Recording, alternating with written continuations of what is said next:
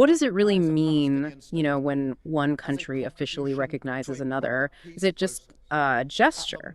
Or does it actually change things on the ground, especially in really complex geopolitical spots? That question is, well, it's front and center right now because of a pretty major diplomatic development. Today, we're doing a deep dive into the UK's recent announcement about potentially recognizing a Palestinian state. It's not just a news item, it feels more like a high wire act. They're using this idea of recognition itself as a kind of tool, maybe hoping to open up paths to peace, but while there's a real risk, it could just harden divisions too. Exactly. And our mission today is really unpack all of that.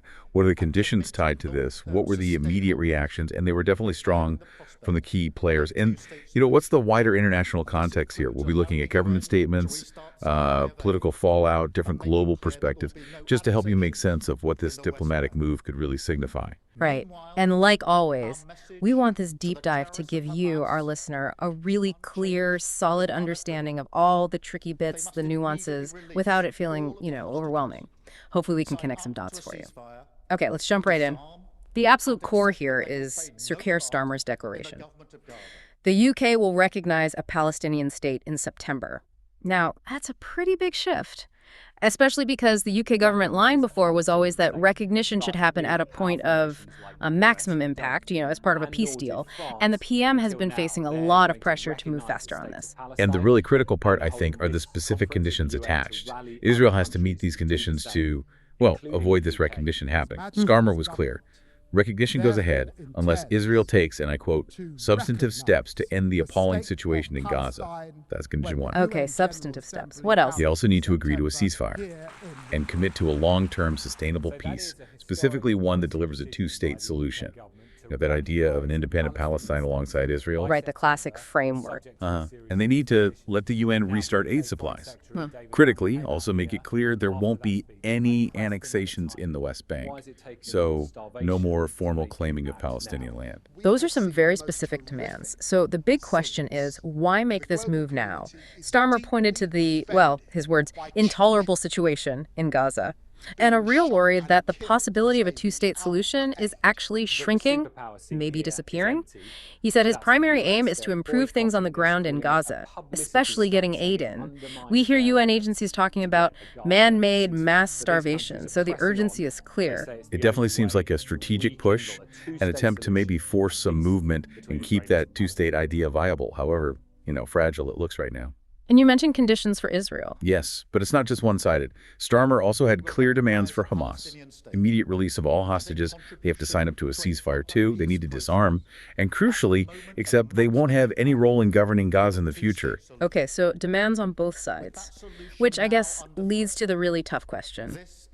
Are these conditions actually achievable, given how dug in everyone seems? That's the multi-billion-dollar question, isn't it? I mean, the current Israeli government, for example, is openly against moving towards a two-state solution. So getting them to agree to Starmer's list, it looks like a huge hurdle, a monumental one, really. Right. And as you'd expect, a bold move like this triggers immediate and very different reactions. Where should we even start trying to unpack those? Well, probably the most immediate and forceful reaction came from Israeli Prime Minister Benjamin Netanyahu. He was absolutely clear. He said the move rewards Hamas's monstrous terrorism, full stop. He even posted on social media quite a stark warning, saying, a jihadist state on Israel's border today will threaten Britain tomorrow. He called it appeasement towards terrorists, said it always fails, and it will not happen. Wow, that's unambiguous. Absolutely. And given his government's stance against the two-state solution, that reaction just highlights the massive challenge Starmer has in getting any kind of agreement on those conditions from Israel. And that strong rejection from Israel, it sort of bounced across the Atlantic, didn't it? Donald Trump weighed in. When asked about Starmer's announcement, Trump said apparently they never discussed it when they met. And then he added something like, you could make the case that you are rewarding Hamas if you do that, and I don't think they should be rewarded. Which does fit with a long-standing position of the U.S. and actually many European countries, too. They've generally said recognition should only come as part of a final peace deal, not before. So alignment there, in a way. But closer to home, in the U.K. itself, there were different views. Oh, definitely. Sir Ed Davey, the Liberal Democrat leader, he welcomed the announcement. called it a crucial step. But he actually pushed for immediate recognition.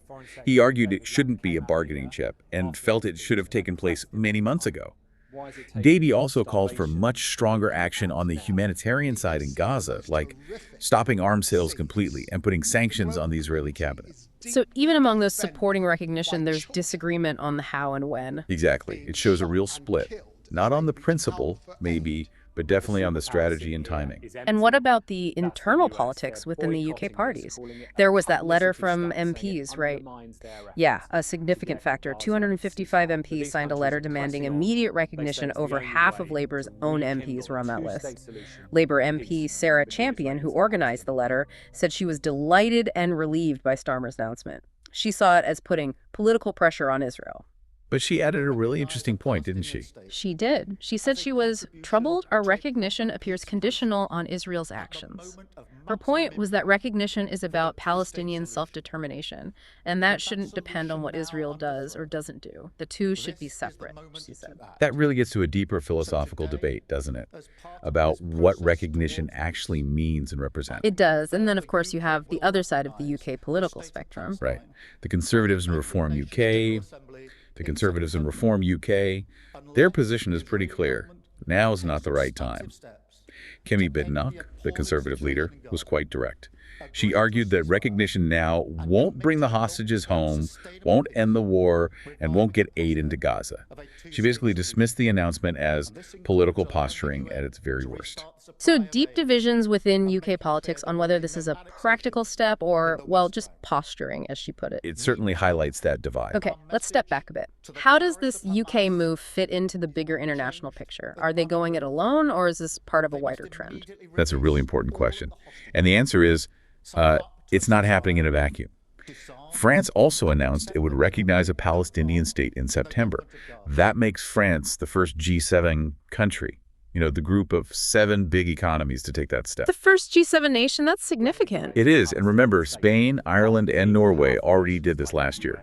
Their stated hope was that recognition would add diplomatic weight to calls for a ceasefire in Gaza.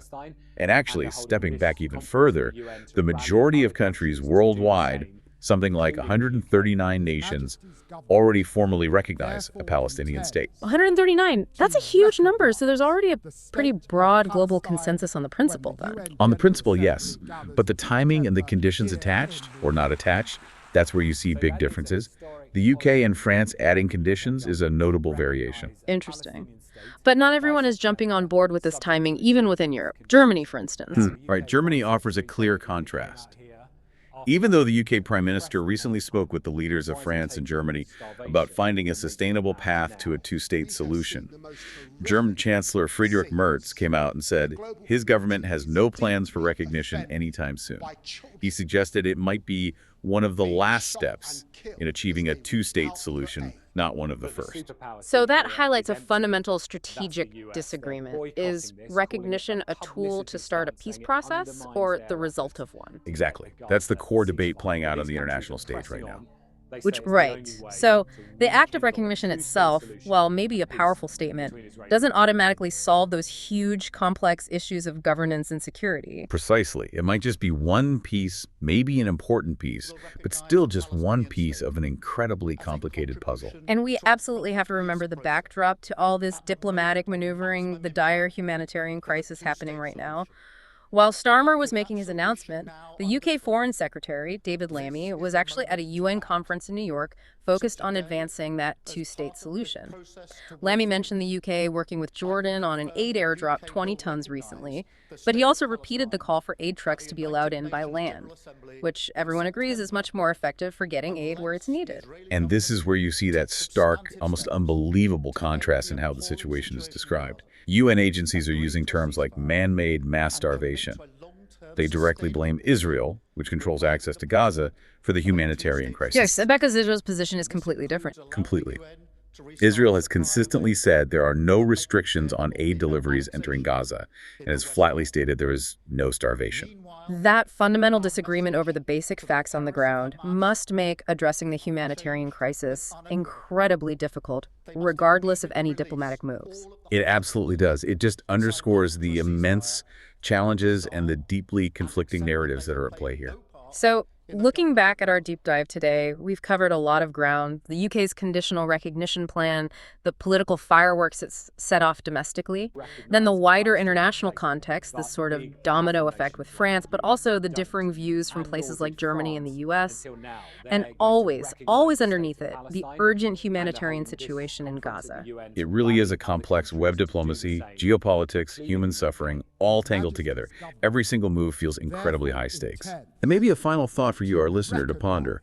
In such a volatile global climate, what real impact can these kinds of diplomatic announcements, whether you see them as symbolic or substantive, truly have on achieving lasting peace, particularly when you're up against such deeply entrenched positions on all sides and such desperate needs on the ground? How does exploring this today change how you think about that tension between international pressure and national sovereignty in conflicts like this? And maybe what does it all suggest about the future viability of that two-state solution?